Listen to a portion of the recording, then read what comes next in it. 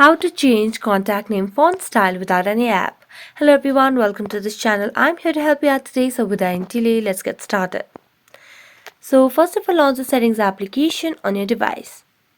As you launch the settings application, you'll be able to see different options. So simply scroll down and here you can see the option of display. So tap on display. Now, as you tap on display, scroll down, here you can see the option of font. So simply select on font.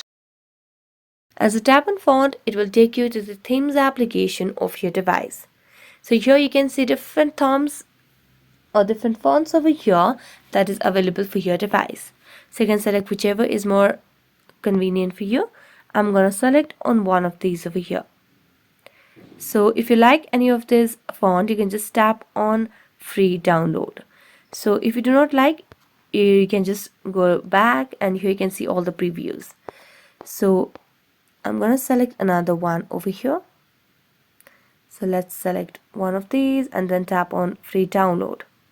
So as you download it, simply tap on apply and it will start applying to the whole system.